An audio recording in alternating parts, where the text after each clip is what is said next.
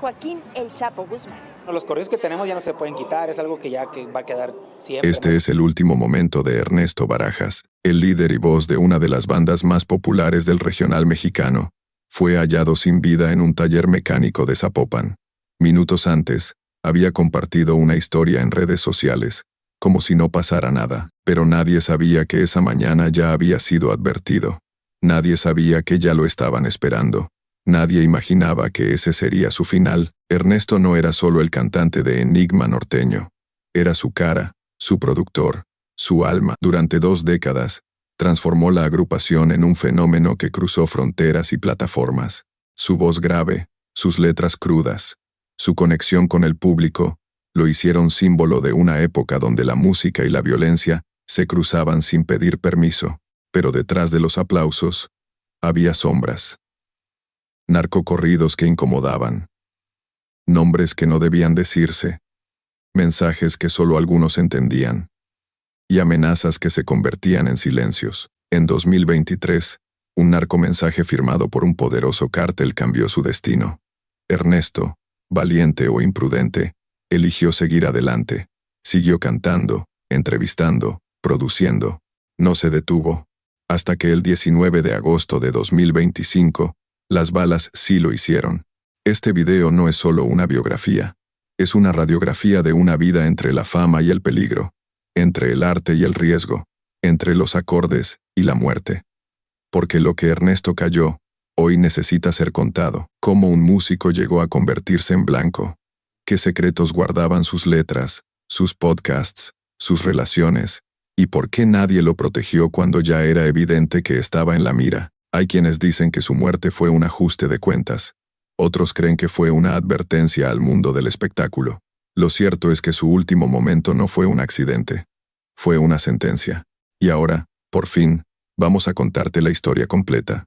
Porque él se fue en silencio, pero su eco sigue sonando. A mediados de los años 2000, mientras el regional mexicano evolucionaba desde los corridos tradicionales hacia una estética más cruda y urbana, surgió un joven sinaloense con una visión distinta. Se llamaba Ernesto Barajas. Tenía apenas 18 años, pero ya entendía que la música no era solo ritmo, era también narrativa. Una narrativa peligrosa. Desde Culiacán, tierra de artistas, pero también de silencios impuestos, fundó Enigma Norteño, una banda que rompió esquemas desde su nacimiento. No tenían una disquera grande detrás, pero sí hambre de contar historias reales, historias de calle, de poder, de traiciones y de gloria, historias que no salían en los noticieros, pero que todo el norte conocía. Y es que México ya no era el mismo. En esos años, los enfrentamientos entre cárteles se intensificaban, los territorios se disputaban, a sangre y fuego, y la música se convertía a veces sin querer en banda sonora del crimen organizado. Surgió así el fenómeno de los narcocorridos, canciones que hablaban sin filtros de los capos, los sicarios, las fiestas, las armas y el dinero. Algunos los amaban, otros los censuraban. Enigma Norteño se convirtió en uno de los grupos más escuchados de este subgénero. Canciones como El Ondeado Muno, Los Lujos del R o El Chavo Félix no solo ganaban millones de reproducciones, sino que alimentaban una especie de mitología moderna. Cada letra era un retrato de la realidad, o al menos de la versión que muchos querían escuchar. Ernesto, con su presencia imponente y voz grave, era el narrador de esas crónicas, pero también era un hombre reflexivo. No se conformaba con cantar. Creó el podcast Puntos de Vista, donde entrevistaba a otros artistas del género. Allí hablaba sin miedo de su carrera, de sus dudas, de la fama, y también de los límites. Límites que sabía que estaba rozando. Poco a poco, la línea entre ficción y verdad se desdibujó. Algunos fans empezaron a preguntarse si las historias que contaban eran reales. Otros aseguraban que Enigma tenía patrocinadores muy poderosos. Las invitaciones a fiestas privadas, las fotos con personajes polémicos y los rumores sobre canciones dedicadas a figuras del crimen fortalecían ese imaginario. Pero en el mundo del narco no hay margen para errores. Un nombre mal dicho, una lealtad mal interpretada, una palabra fuera de lugar, puede costarte todo. Y en 2023, la advertencia llegó. Un narcomensaje firmado por el CJNG fue colgado en Baja California. Decía, con todas sus letras, que Barajas debía cancelar sus presentaciones, que no era bienvenido, que ya sabían quién lo protegía. Ernesto canceló, pero no se escondió. En entrevistas posteriores, habló del tema. Dijo que no era la primera vez que ocurría, que escribir corridos tenía su precio, que él sabía lo que hacía, y entonces, el escenario quedó definido. Un artista que no quería callar, un público que lo adoraba, y una sombra que lo seguía de cerca. El tema central de esta historia no es solo el éxito o el escándalo. Es el dilema eterno entre el arte y el peligro, entre la voz que narra y la mano que censura con plomo. Porque en el México moderno, cantar también puede ser una forma de morir. Y eso, Ernesto lo entendió demasiado tarde. Cuando Ernesto Barajas formó Enigma Norteño en 2004, nadie imaginaba que ese grupo, surgido casi por instinto juvenil, se convertiría en una de las voces más influyentes del regional mexicano. Con apenas 18 años, Ernesto ya componía, dirigía y cantaba, y no lo hacía desde una fórmula comercial, sino desde la experiencia directa, desde lo vivido en carne propia por su entorno en Sinaloa. Los primeros años fueron de lucha. No había disquera, ni contactos grandes, ni campañas de promoción, solo talento, coraje y una grabadora casera. Pero ahí, en esa precariedad, nació una propuesta distinta.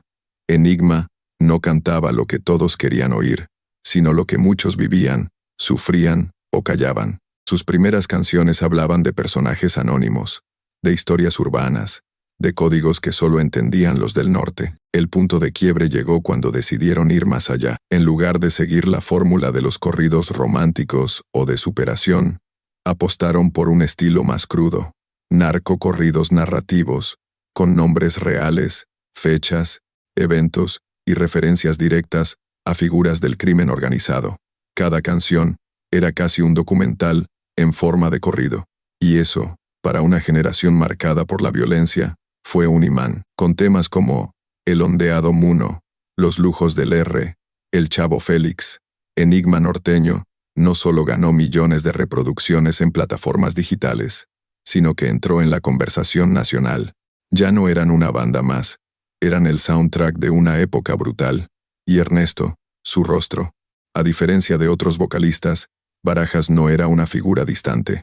Mantenía contacto directo con sus fans, grababa en vivo, respondía mensajes, compartía backstage. Esa cercanía alimentó su popularidad y lo convirtió en líder de una comunidad, no solo de oyentes, sino de jóvenes que se identificaban con su historia. Pero ese ascenso trajo consecuencias. La fama, en este contexto, no es neutra. Algunos carteles comenzaron a prestar atención a lo que decían sus canciones. ¿A quién estaba alabando Enigma? ¿A qué línea se referían? ¿Era una ofensa o un halago involuntario? ¿Estaban tomando partido? Ernesto, por su parte, parecía navegar con serenidad entre el arte y el riesgo. Nunca confirmaba, nunca negaba. Jugaba con la ambigüedad. En entrevistas, decía que sus canciones no eran mensajes, sino representaciones artísticas de una realidad social. Pero todos sabían que, en ciertas regiones, cada palabra podía tener una consecuencia. En 2020, dio un paso inesperado.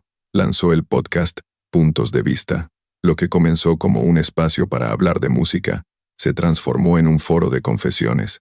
Allí entrevistó a figuras como Jesús Ortiz Paz, Fuerza Regida, Gabito Ballesteros, Edwin Cass y muchos más. Las charlas se volvían virales, superaban los millones de vistas, y mostraban a Ernesto no solo como cantante, sino como pensador del género. En uno de esos episodios, reflexionó abiertamente sobre el precio de cantar corridos.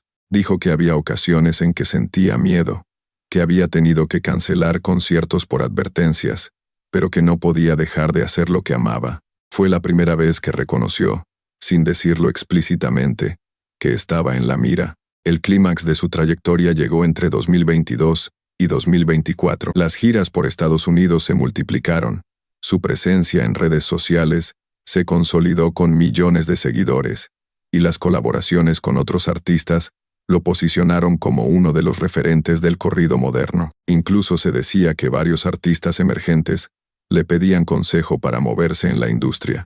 Sin embargo, en 2023, todo cambió. Una manta apareció colgada en Rosarito, firmada por el CJNG, Cártel Jalisco Nueva Generación. El mensaje era claro. Prohibían la presentación de Enigma Norteño y advertían directamente a Ernesto Barajas, que sabían quién lo protegía.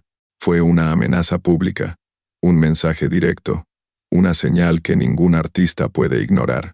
Ernesto suspendió la presentación, pero no se escondió. En entrevistas posteriores dijo que esas cosas pasan y que lo importante era seguir con la música. Algunos lo aplaudieron por valiente, otros lo criticaron por desafiante. Lo cierto es que el miedo ya había entrado en escena. Aún así, en lugar de bajar el ritmo, lo aumentó. Produjo nuevos discos, siguió con el podcast y comenzó a planear un nuevo proyecto audiovisual. Quería contar historias reales de artistas y su entorno, con más profundidad. Incluso, había hablado de llevar el podcast a un formato televisivo. Pero el tiempo ya estaba contado. Y él no lo sabía. O quizás sí. Porque los que viven cerca del fuego siempre saben cuándo empieza a quemar. El 19 de agosto de 2025, Zapopan despertó con un estruendo que no provenía de la música. Fue el eco seco de una ráfaga, el sonido que parte una vida en dos. A las 10:37 de la mañana, Ernesto Barajas fue alcanzado por múltiples impactos dentro de un taller mecánico, mientras acompañaba a un amigo a recoger un vehículo. No iba armado. No llevaba guardaespaldas. Solo estaba ahí, como cualquier persona más. Los atacantes llegaron en motocicleta, dispararon sin mediar palabra, y se marcharon con la misma rapidez con la que se apaga una canción. Los testigos apenas pudieron reaccionar. Cuando llegaron los paramédicos, Ernesto ya no respondía. Y el silencio, ese que siempre persigue a los valientes, cayó sobre todo el norte del país. Las primeras imágenes se filtraron en redes. El cuerpo cubierto por una sábana blanca, la escena acordonada, el caos, la incredulidad. Nadie lo podía creer. Algunos pensaban que era una noticia falsa, un rumor malintencionado. Pero no. Era verdad. La voz de Enigma Norteño había sido silenciada, para siempre. Las autoridades de Jalisco abrieron una investigación. Los primeros reportes hablaban de una agresión directa, con aires de ejecución. La fiscalía señaló que no se trataba de un asalto ni de un crimen pasional. Todo apuntaba a una venganza, a un mensaje, a un ajuste de cuentas. Pero, ¿por qué Ernesto? ¿Qué sabía? ¿Qué había hecho? O, peor aún, ¿qué había cantado? Aquí es donde comienza la parte más oscura de esta historia. Días antes del ataque, Ernesto había grabado un episodio inédito de su podcast, Puntos de Vista, donde según fuentes cercanas, iba a revelar tensiones internas entre artistas del género y ciertos personajes del crimen organizado. No lo publicó. Algunos dicen que recibió una llamada, otros que simplemente tuvo miedo, pero ese episodio nunca vio la luz. También se habla de una canción inédita, escrita por encargo, que mencionaba de forma velada a líderes de grupos rivales. El precio por escribirla, según sus propias palabras en entrevistas anteriores, era de $60. A veces me piden corridos personalizados, con nombres, fechas y hasta armas específicas. Yo elijo a quién sí y a quién no, había dicho en una charla con otro artista, pero al parecer, esa elección fue su error más grande. En redes sociales, los rumores explotaron. Algunos aseguraban que Ernesto había sido advertido, que incluso había cambiado su ruta habitual, que su equipo sabía que algo se venía, pero no canceló su agenda, no se escondió. Quizás porque no creía que lo harían, o quizás porque pensaba que, como siempre, saldría ileso. La industria musical reaccionó con consternación, pero también con miedo. Algunos colegas guardaron silencio absoluto, otros, como Larry Hernández, La Chicuela o Beto Sierra, rompieron en llanto en transmisiones en vivo. Uno de ellos llegó a decir, lo mataron por ser demasiado auténtico, por no tenerle miedo a nadie, por decir lo que muchos callan. Pero también surgieron otras voces, voces que hablaban de códigos rotos, de lealtades ambiguas, de amistades peligrosas. Al parecer, en los últimos meses, Ernesto había estrechado lazos con ciertos promotores muy vinculados a estructuras criminales, y eso, en el mundo del narcocorrido, puede ser interpretado como una traición para otros. La verdad completa quizás nunca se sepa, porque los que saben, no hablan, y los que hablan, ya no están. Uno de los momentos más desgarradores ocurrió durante el funeral, realizado en Culiacán. Su esposa, Alexis, rompió en llanto frente al ataúd, mientras sus hijos, aún pequeños, no entendían por qué todos vestían de negro. Las coronas llegaban de todas partes del país, pero también lo hacían los rumores. La familia pidió respeto, pero el morbo ya estaba desatado.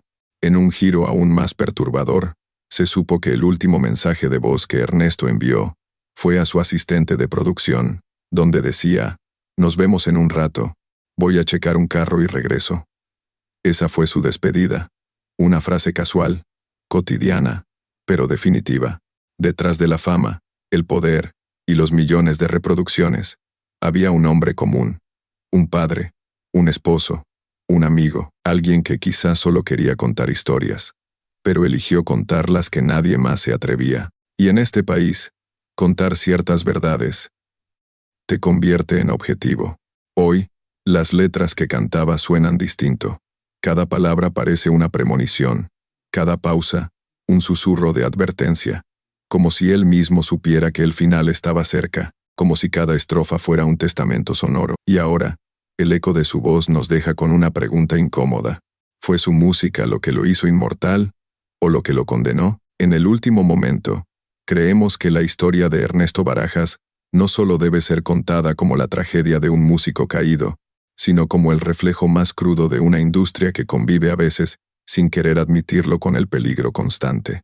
Durante años, los narcocorridos han sido parte de la identidad sonora del norte de México. Algunos los ven como una glorificación de la violencia, otros, como crónicas modernas que simplemente relatan lo que ocurre cuando nadie más se atreve. Lo cierto es que este subgénero ha generado millones de seguidores, pero también víctimas silenciosas. Ernesto no era ingenuo.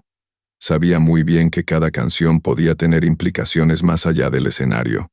Lo había dicho: uno elige a quién cantar y a quién no. Pero también decía que no podía censurarse, que había historias que necesitaban ser contadas, y lo hizo, con nombre, con lugar, con fecha, y con una autenticidad que, en este contexto, puede ser tan valiosa como mortal. Desde nuestra perspectiva, la muerte de Ernesto no fue un accidente del destino, sino la consecuencia directa de una tensión que el propio entorno artístico ha normalizado. ¿Cuántos artistas aceptan pagos para escribir canciones personalizadas? ¿Cuántos eventos se celebran con protección de personajes turbios? ¿Cuántas veces se calla por miedo o conveniencia? No estamos aquí para juzgar, pero sí para preguntar, porque detrás del silencio que siguió a su muerte, también hubo complicidad. Muchos colegas optaron por no opinar.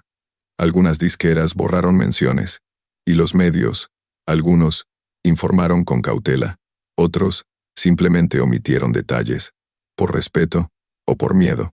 La figura de Ernesto Barajas quedará dividida entre el artista y el símbolo. El primero fue un creador incansable, talentoso, innovador. El segundo, un mártir moderno de una industria que cada vez más borra las fronteras entre arte y realidad. Y eso nos obliga a reflexionar. ¿Es el músico responsable del impacto de su mensaje? ¿Tiene derecho a contar lo que los demás callan, incluso si eso lo pone en peligro? ¿Hasta qué punto el corrido deja de ser música y se convierte en provocación? Queremos saber lo que tú piensas. ¿Conocías la historia de Ernesto? ¿Crees que fue víctima de su entorno o de sus decisiones?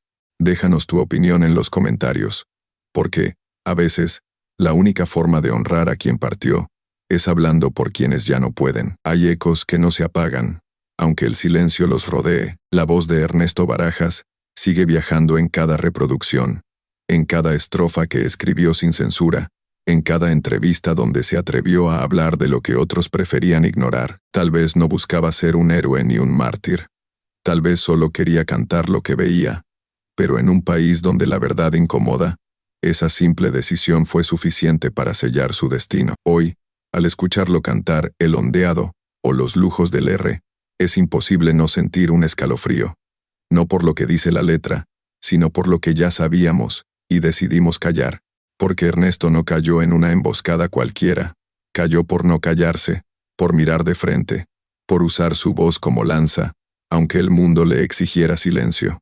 En casa lo esperan 2 hijos pequeños, una esposa devastada, una familia que ahora vive entre homenajes y preguntas sin respuesta. ¿Valió la pena? ¿Se arrepintió alguna vez? ¿Sintió miedo el último día? Tal vez nunca lo sabremos. Pero sí sabemos algo. No se rindió. Hay artistas que se despiden con un disco, una gira o una carta. Ernesto se despidió con la verdad en los labios y el riesgo en la espalda. No buscó despedidas, pero su ausencia hoy grita más fuerte que cualquier corrido. Y nosotros, como oyentes, como espectadores de esta historia, quedamos con una tarea pendiente: recordarlo con honestidad, con todas sus luces y todas sus sombras. Porque hay canciones que entretienen, otras que incomodan, y unas pocas que duelen porque son demasiado reales. Este fue el último momento de Ernesto Barajas. Y ahora tú también lo conoces.